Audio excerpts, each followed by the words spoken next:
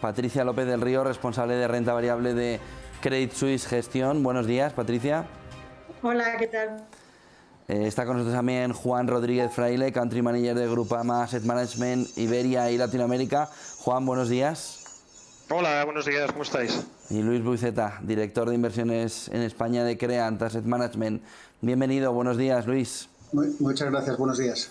Bueno, queríamos centrar el tiro en la inversión en small caps. Patricia, ¿por qué invertir en small caps en estos momentos? Bueno, no sé si en estos momentos o de forma continua. Yo creo que las small caps en general siempre presentan pues un atractivo que no tienen las grandes compañías, ¿no? El dar con nichos de negocio que normalmente presentan tasas de crecimiento mucho más elevadas que las grandes compañías en general. Pues yo en mi vida profesional he visto tasas de 400 hasta 400 puntos básicos por encima de las grandes compañías. Esto es una evidencia bastante empírica. El crecimiento y luego el atractivo de tener un posicionamiento de mercado normalmente más alto, tienes cuotas que te permiten fijar precios mejor que el resto de la competencia en el caso de las grandes compañías, equipos gestores que son mucho más accesibles, toman decisiones muy ágiles. En definitiva, yo creo que tienen a nivel estructural ciertas características que le dotan de cierto atractivo que permanece en el tiempo, vamos. Juan, ¿cómo lo veis? Sí, nosotros estamos totalmente de acuerdo con Patricia y que creemos que es donde están las grandes oportunidades, ¿no? Al final es una clase de activo que históricamente siempre ha estado menos analizada y es menos conocida y por eso ofrece las mayores ineficiencias, ¿no? Para que os hagáis una idea y por contextualizar un poco, las small caps representan cerca del 80% de las empresas cotizadas, ¿no? El índice MSCI Small Caps, hay más de 5.000 empresas respecto a las 1.500 más o menos aproximadamente que hay en el MSCI World Large Caps, lo que supone que las Small Caps tienen solamente un 13% de la capitalización bursátil y más o menos en torno al 5% del volumen de negociación, ¿no? Entonces, al final es una cuestión de ineficiencia, ¿no? El 45% de las empresas de pequeña capitalización no son objeto de estudios bursátiles y por cada analista que cubre más o menos una empresa grande, que hay más o menos 20 analistas cubriendo ese tipo de analistas, solamente hay 4 que cubren small caps. Luis, ¿cómo lo veis vosotros? Bueno, pues no puedo estar más de acuerdo con lo que ha comentado Patricia y sobre todo también con Juan. Una small cap tiene que ser siempre, tiene que formar parte siempre de cualquier cartera de renta variable. Es verdad que van a ser las grandes compañías del futuro. No hay que olvidar que Inditex consiguió una small cap, Amadeus consiguió una small cap, entonces aquí un poco la dificultad quizá estriba en el propio análisis, donde ya no es una compañía a lo mejor tan consolidada y entonces un poco el análisis que hay que hacer detrás va mucho más en profundidad de entender el negocio para de alguna manera tener cierta visibilidad sobre qué puede ser de esa compañía en el futuro, ¿no? ¿Qué entorno competitivo tiene? Si es capaz de reinvertir el propio flujo de caja que genera en su negocio para hacerlo crecer y sobre todo sacar esas rentabilidades sobre el capital que invierte y que al final provoque que se convierta en una gran compañía. Pero en definitiva debería ser una buena parte de cualquier cartera de renta variable. Luis, ¿cuáles crees que son las claves más importantes a la hora de afrontar esas inversiones? Pues yo creo que la principal es entender bien el negocio, dónde se invierte, ¿vale? Entender bien bueno, la industria en la que está operando, el entorno competitivo, qué ofrece esta compañía distinta a las demás, cuáles son las barreras de entrada a esa industria, porque en definitiva eso es lo que va a permitir que esa compañía le va a permitir crecer a lo largo de los años, siempre con una diferencia, con una distancia con respecto a sus competidores. Y luego ya, una vez entendido bien es que es a lo que hay que dedicarle de verdad tiempo, pues ya entonces empezar a aplicar algo de análisis financiero y aplicar números de valoración, pero creo que la primera parte de la que he hablado debería representar, no sé, por decir un número, un 70% del total del análisis y el resto un 30%, es decir, muy importante entender bien el modelo de negocio de la compañía y en dónde se está invirtiendo. Juan, ¿cómo lo veis? Pues totalmente de acuerdo. Al final yo creo que una de las claves para invertir en este tipo de compañías es hacer una muy buena selección de las mismas, ¿no? Lo que se llama stock picking, ¿no? Una gestión activa en la selección de compañías que nos va a permitir identificar negocios de nicho con mayor crecimiento de ventas, negocios con una capacidad de generación de flujos sólida, con buenos beneficios, con poca deuda, que al final es uno de los mayores problemas que suelen tener todas las compañías, negocios que son fáciles de entender, que son fáciles de analizar, y al final una de las claves de este nicho de compañías o de negocios es que suelen ser empresas familiares, ¿no? Lo que hace que la alineación de intereses entre el equipo directivo, los gestores y los inversores pues sea máxima, ¿no? Y como comentaba Luis, la proximidad con el equipo directivo pues también es mucho más fácil en este tipo de compañías que en compañías mucho más grandes, ¿no? Para que os hagáis una idea, el 60% de las small caps son empresas familiares. Patricia. Bueno, yo, por no repetir lo que han dicho mis compañeros, la parte troncal es obviamente hacer el trabajo de campo. Y ese trabajo de campo, en este caso, como mencionaba Luis, tiene que ser mucho más a fondo, vas a tener menos recursos disponibles, con lo cual el contacto con la compañía también es fundamental. Y esa es una parte muy bonita del análisis, precisamente meterte dentro de los procesos productivos, conocer al equipo gestor. Muchas veces esa cercanía te permite entender mejor el negocio, que en el caso de las grandes compañías con esas estructuras quizás tan burocráticas y tan verticales a veces es más complicado, ¿no? Entonces llegar a conocerlas mejor, eso es una parte fundamental a la hora de entender los fundamentales, aparte del estudio de la industria. Luego obviamente la valoración, ¿no? Que esa es la última parte de todo el proceso. Y quizás añadiría una parte adicional, que es el tema de entender cómo cotizan y la liquidez con la que cotizan en el mercado. Se van a mover mucho más porque efectivamente se cruzan menos títulos cuando cotizan en el mercado bursátil y entonces hay que convivir con ello, ¿no? Pero entender esa dinámica de mercado nos ayudará también a comprender por qué el comportamiento es de una manera u otra. Juan, ¿cómo ves las opciones, ¿no? ¿Cómo afectan los movimientos de fusiones y adquisiciones a este tipo de inversión? Bueno, yo creo que es algo que históricamente siempre ha pasado y que más va a seguir pasando en este entorno, ¿no? Al final, las small caps son las compañías que las grandes compañías quieren comprar para seguir creciendo, ¿no? Son las empresas que tienen una mayor probabilidad de recibir ofertas de compras o OPAs y, como dato, yo creo que entre 1992 y 2016 este segmento representó cerca del 90% de todas las ofertas lanzadas en Estados Unidos, ¿no? Entonces yo creo que, comentaba al principio, en este escenario, ¿no? de exceso de liquidez, de falta de crecimiento orgánico y demás, yo creo que el M&A puede ser un gran catalizador para ponerlas en valor. Patricia, ¿cómo lo veis vosotros el tema de fusiones y adquisiciones? Es que, como decía mi compañero, el M&A está muy presente en estas compañías. Muchas veces acaban en manos de las grandes que intentan pues, acceder a determinados nichos, a determinados negocios que de forma orgánica a lo mejor no quieren porque en ese momento es demasiado pequeño ese nicho, pero que luego les va a dar a lo mejor un ángulo competitivo teniéndola integrada dentro de la compañía grande. También mencionar que muchas veces al ser empresas familiares aquí encontramos pues que la familia pues hay varias generaciones dentro de la compañía y algunas de estas compañías pueden ser menos reticentes, más reticentes a ser vendidas, ¿no? Encontramos un poco una casuística variada, pero en general sí se puede decir que comprar una small cap a veces lleva asociado un ángulo de que acabe siendo opada, comprada y haya una actividad de M&A en curso. Luis. Pues sí, qué duda cabe. Aquí, por poner un punto un pelín distinto, también suele ocurrir, como está ocurriendo ahora con la evolución de ciertas compañías pequeñas después de la pandemia, es que ese M&A o esas ofertas de compra por las compañías muchas veces vienen a unos precios a los que no se está sacando el jugo que realmente tú crees que se le puede sacar a la compañía.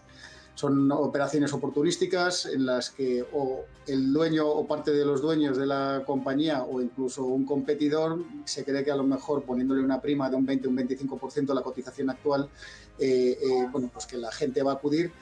Y claro, o sea, en muchos casos la infravaloración de este tipo de compañías, sobre todo cuando hay un mercado bajista, que suelen ser las que más suelen sufrir, pues muchas veces supera el 50, 60 y 70%, ¿no? Aquí estamos hablando de compañías con capacidad muchas veces de multiplicar por 4, por 5 su capitalización bursátil en un medio plazo, un medio largo plazo. Entonces, claro, de repente te la quitan como opción de inversión en el corto plazo con una prima de un 20% y te dejan así un poco. Entonces, bueno, forma parte del juego, hay que lidiar con ello y bueno, pues como está ocurriendo a lo mejor con alguna otra hora, que hay ciertos inversores institucionales que saben el valor o conocen, o por lo menos tienen una buena percepción de cuál puede ser el valor intrínseco de esa compañía y no acuden a esas ofertas de compra, y entonces ya te metes a lo mejor ahí un poco en un lío distinto al que suele ser la actividad tradicional de invertir. Patricia, ¿small caps en Europa o en Estados Unidos, o da igual, lo importante es encontrar el momento y sobre todo la empresa adecuada, o diferenciamos entre una cosa y otra? Para mí lo más importante es el stock picking, lo que hemos comentado antes, ¿no? La identificación del modelo y de la compañía que nos guste y donde veamos una infravaloración de mercado clara. A ver, la composición de los índices en Europa y en Estados Unidos es un poco diferente, ¿no? En el Russell en Estados Unidos pues encontramos dentro de small caps compañías más ligadas a biotecnología, farma, financieras, el mundo fintech, algunas de consumo discrecional. En Europa pues son compañías de corte un poquito más tradicional, igual tienen menos acoplado el chip tecnológico, pero son pues de corte más industrial, además, predominantemente. Entonces, quizás a lo mejor por inversión en determinados sectores sí que podríamos hacer una pequeña diferenciación. En Europa, que para la parte un poco de crédito y gestión suele ser pues nuestra región donde realizamos gran parte de las inversiones y sobre todo en pequeñas y medianas compañías, porque ya decía antes que la liquidez es un factor que tenemos que tener en cuenta, y en Europa nos sentimos más cercanos a estas compañías, las vemos, las visitamos y hablamos con ellas de forma mucho más frecuente. Entonces, en Europa yo creo que encontramos valoraciones tremendamente atractivas, múltiplos quizás en muchos casos más razonables, empresas de carácter más tradicional y que además son muy exportadoras, que ese es otro ángulo, no sé, mercados un poco internacionales, es otro ángulo que nos gusta. O sea que yo diría que diferenciar primero por la compañía, después el sector, digamos, apuntar un poco el sector en el que quieras estar invertido, por si te tienes que ir más a USA que a Europa, pero en general yo creo que cuando se invierte en small caps lo más importante es ir al negocio y a la compañía en sí mismo. Juan, ¿pesa mucho Europa o Estados Unidos a la hora de configurar? Pues sí que pesa. Al final nosotros somos una compañía francesa y nuestro círculo de competencia y nuestro expertise está sobre todo en Europa, ¿no? Que es donde tenemos pues acceso a esas compañías, acceso a esos equipos directivos, entendemos mucho mejor esos negocios, y desde aquí intentar ser especialista en compañías americanas, pues la verdad es que se nos antoja un poco complicada, ¿no?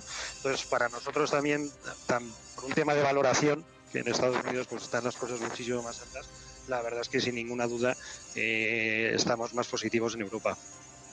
Luis.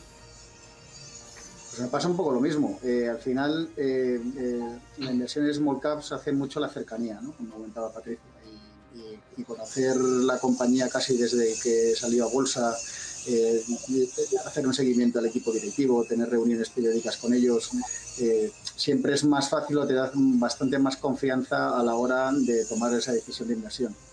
Dicho esto, no es lo mismo el mercado americano que el europeo, no tiene nada que ver. O sea, Estados Unidos al final es un mercado mucho más eficiente, estamos hablando de a mismo mercado potencial, por llamarlo de alguna manera, en cuanto a volumen de personas a las que se accede. Simplemente en muchos casos hay que pensar que una small cap tampoco tiene muchas veces los recursos para poder estar vendiendo, tener una fuerza de ventas o una localización en muchas partes del mundo. Algunas sí, pero en general en comparación con las compañías grandes me refiero.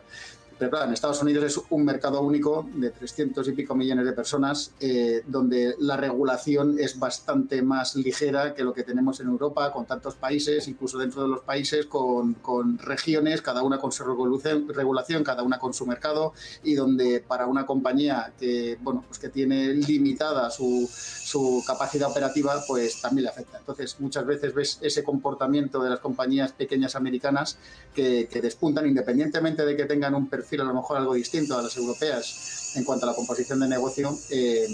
Allí lo tienen muchísimo más fácil que lo que tienen las compañías en Europa. Juan, ¿qué sectores aparecen o parecen ser los más punteros en estos momentos? Pues yo creo que en este segmento de small caps es el lugar para la innovación, ¿no? Es en el que se crean y desarrollan los nuevos modelos económicos en campos como la industria, la tecnología, los servicios, y donde tenemos acceso único para invertir en estos nuevos innovadores sectores y productos a través de líderes, ¿no? En digitalización de la economía, por ejemplo, innovación de la tecnología médica, automoción, desarrollo del consumo de hogares en mercados emergentes. También vemos mucho oportunidades en outsourcing, en automatización de procesos, o sea, una infinidad de sectores. La verdad es que hay muchos sectores que nos aparecen punteros en este sector. Patricia.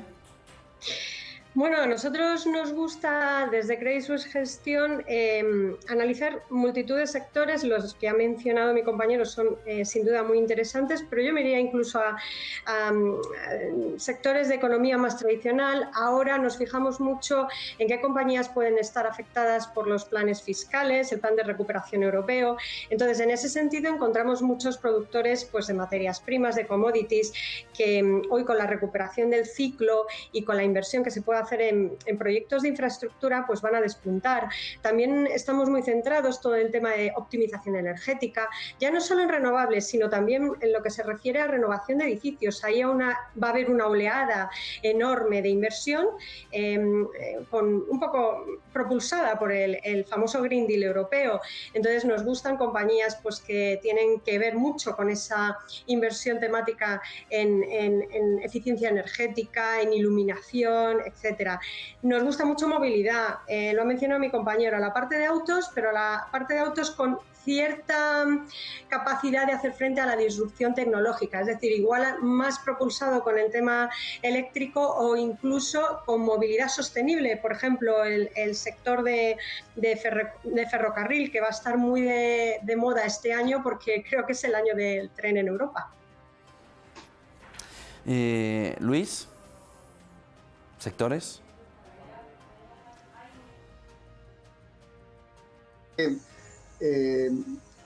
Europa tiene una oportunidad importante ahora de reindustrialización. Ha mencionado Patricia el Green Deal. Aquí se está empujando mucho la idea de que va a ser básica la energía a través del hidrógeno para poder cumplir con esos objetivos. Ahí pueden salir muchísimas oportunidades, y no solo la parte del hidrógeno en sí, sino todo el entorno industrial que hay alrededor de esta temática. Pues te encuentras con muchas compañías que de repente, pues, empiezan a tener un viento de cola importante, algo que se les no han podido disfrutar durante estos últimos años. Por otro lado, a ver, yo creo que no es tanto sectores en sí, sino ir compañía a compañía a ver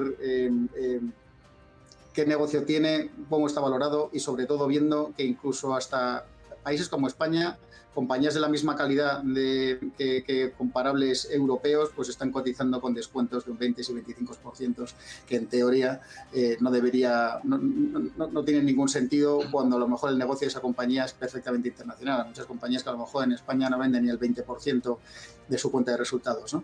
Y es ahí donde creo que hay unos gaps de valoración importantes y donde se puede tener unos buenos retornos de cara a la inversión. Patricia, una recomendación concreta, algunos fondos que vosotros veáis ahora mismo que son interesantes para el inversor. Sí, bueno, desde Credit Suisse Gestión no podemos decir compañías concretas. Mencionábamos algunos sectores que nos parecen especialmente interesantes, los que decía ligados al tema del plan de infraestructuras, muchas compañías cíclicas de materiales, hacía referencia al material ferroviario, a la renovación de edificios, todo ese tipo de sectores en general nos gustan. Aludíamos a que las empresas pequeñas, el 40 o un porcentaje incluso mayor, hasta el 60 de compañías de small caps suelen ser familiares. Entonces nosotros, aparte de nuestra implementación directa en las carteras de clientes, incorporando small caps en una proporción adecuada, también lo gestionamos a través de fondos específicos de la casa. Tenemos el Credit Suisse Family Business, que tiene aproximadamente un tercio de sus inversiones localizada en el mundo de pequeñas y medianas compañías a nivel global y a nivel europeo. Juan, ¿recomendaciones concretas? Sí, en nuestro caso buscamos siempre compañías con buenos flujos de caja, con crecimientos sólidos, con poder de fijación de precios, que quizá ahora mismo con el tema de la inflación pues es clave, con internalización del negocio, que comentaba Luis también, compañías pequeñas y medianas que en los próximos años pues serán grandes compañías, ¿no? Entonces, en ese contexto de estar buscando siempre a los líderes del mañana, donde confiamos siempre es nuestra estrategia venir, ¿vale? Que está centrada en renta variable europea, en small mid caps, y sobre todo en nuestro fondo Grupama Venir Euro, que es un fondo de stock picking de gestión activa de renta variable. Luis. Bueno, pues yo sí me voy a mojar con algunos nombres.